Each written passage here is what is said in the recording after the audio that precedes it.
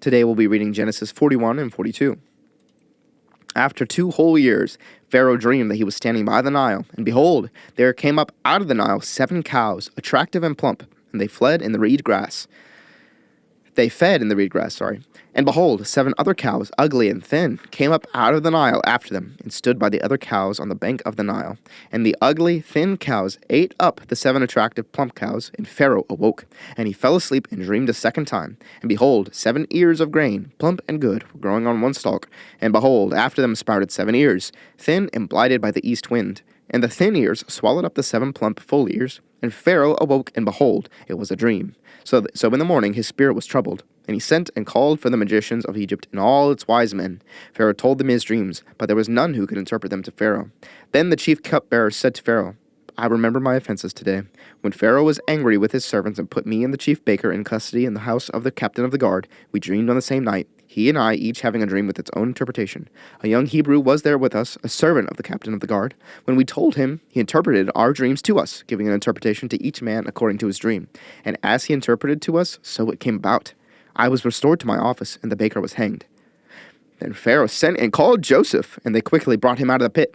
And when he had shaved himself and changed his clothes, he came in before Pharaoh. And Pharaoh said to Joseph, I have had a dream, and there is no one who can interpret it. I have heard it said of you that when you hear a dream, you can interpret it. Joseph answered Pharaoh, It is not in me. God will give Pharaoh a favorable answer. Then Pharaoh said to Joseph, Behold, in my dream I was standing on the banks of the Nile. 7 cows, plump and attractive, came up out of the Nile and fed in the reed grass. 7 other cows came up after them, poor and very ugly and thin, such as I had never seen in all the land of Egypt. And the thin, ugly cows ate up the first 7 plump cows, but when they had eaten them, no one would have known that they had eaten them, for they were still as ugly as at the beginning. Then I awoke. I also saw in my dream 7 ears growing on one stalk, full and good. 7 ears, withered, thin, and blighted by the east wind, sprouted after them. And the thin ears swallowed up the 7 good ears. And I told it to the magicians, but there was no one who could explain it to me. Then Joseph said to Pharaoh, The dreams of Pharaoh are one. God has revealed to Pharaoh what he is about to do. The 7 good cows are 7 years, and the 7 good ears are 7 years. The dreams are one. The 7 lean and ugly cows that came up after them are 7 years, and the 7 empty ears blighted by the winds are also 7 years of famine. It is as I told Pharaoh. God has shown to Pharaoh what he is about to do. There will come 7 years of great plenty throughout all the land of Egypt, but after them there will arise 7 years of famine, and all the plenty will be forgotten in the land of Egypt. The famine will consume the land, and the plenty will be unknown in the land by reason of the famine that will follow, for it will be very severe. And the doubling of Pharaoh's dream means that the thing is fixed by God, and God will shortly bring it about. Now, therefore, let Pharaoh select a discerning and wise man and set him over the land of Egypt. Let Pharaoh proceed to appoint overseers over the land and take 1/5 of the produce of the land of Egypt during the 7 plentiful years. And let them gather all the food of these good years that are coming and store up grain under the authority of Pharaoh for food in the cities, and let them keep it. That food shall be a reserve for the land against the 7 years of famine that are to occur in the land of Egypt, so that the land may not perish through the famine.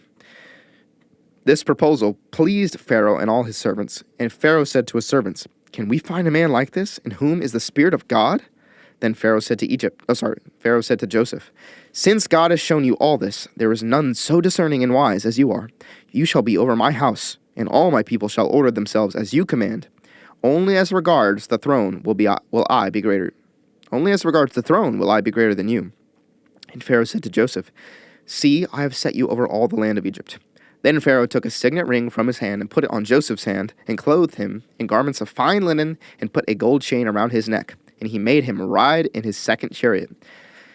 And they called out before him, Bow the knee. Thus he set him over all the land of Egypt.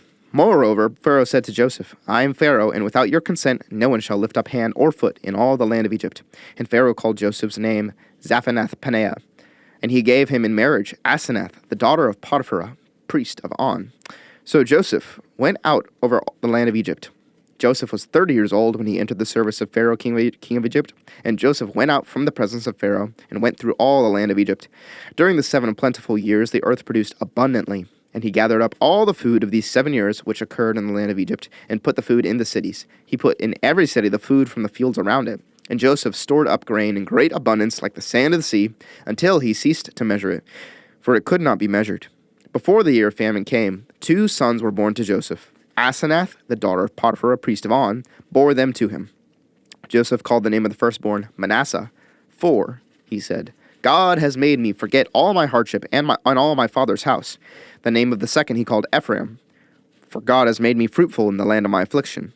The 7 years of plenty that occurred on the land of Egypt came to an end, and the 7 years of famine began to come, as Joseph had said. There was famine in all lands, but in all the land of Egypt there was bread. When all the land of Egypt was famished, the people cried to Pharaoh for bread. Pharaoh said to all the Egyptians, Go to Joseph, what he says to you, do. So when the famines had spread over all the land, Joseph opened all the storehouses and sold to the Egyptians, for the famine was severe in the land of Egypt. Moreover, all the earth came to Egypt to Joseph to buy grain, because the famine was severe over all the earth.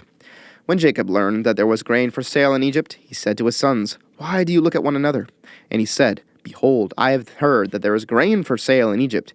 Go down and buy grain for us there, that we may live and not die. So 10 of Joseph's brothers went down to buy grain in Egypt. But Jacob did not send Benjamin, Joseph's brother, with his brothers, for he feared that harm might happen to him. Thus the sons of Israel came to buy among the others who came, for the famine was in the land of Canaan. Now Joseph was governor over the land. He was the one who sold to all the people of the land. And Joseph's brothers came and bowed themselves before him with their faces to the ground. Joseph saw his brothers and recognized them, but he treated them like strangers and spoke roughly to them. Where do you come from? He said. They said, From the land of Canaan to buy food. And Joseph recognized his brothers, but they did not recognize him. And Joseph remembered the dreams that he had dreamed of them. And he said to them, You are spies. You have come to see the nakedness of the land. And they said to him, No, my lord, your servants have come to buy food. We are all sons of one man. We are honest men. Your servants have never been spies. He said to them, No, it is the nakedness of the land that you have come to see. And they said, We, your servants, are 12 brothers, the sons of one man in the land of Canaan. And behold, the youngest is this day with our father, and one is no more. But Joseph said to them, It is as I said to you, you are spies. By this you shall be tested. By the life of Pharaoh you shall not go from this place unless your youngest brother comes here. Send one of you, and let him bring your brother while you remain confined, that your words may be tested, whether there is truth in you. Or else, by the life of Pharaoh, surely you are spies. And he put them all together in custody for 3 days. On the 3rd day Joseph said to them, Do this and you will live, for I fear God. If you are honest men, let one of your brothers remain confined where you are in custody, and let the rest go and carry grain for the famine of your households, and bring your youngest brother to me. So your words will be verified, and you shall not die. And they did so. Then they said to one another, In truth we are guilty concerning our brother, and that we saw the distress of his soul when he begged us, and we did not listen. That is why this distress has come upon us. And Reuben answered them, Did I not tell you not to sin against the boy? But you did not listen. So now there comes a reckoning for his blood. They did not know that Joseph understood them, for there was an interpreter between them. Then he turned away from them and wept. And he returned to them and spoke to them. And he took Simeon from them and bound him before their eyes. And Joseph gave orders to fill their bags with grain and to replace every man's money in his sack, and to give them provisions for the journey. This was done for them. Then they loaded their donkeys with their grain and departed. And as one of them opened his sack to give his donkey fodder at the lodging place, he saw his money in the mouth of his sack. He said to his brothers, My money has been put back. Here it is, in the mouth of my sack.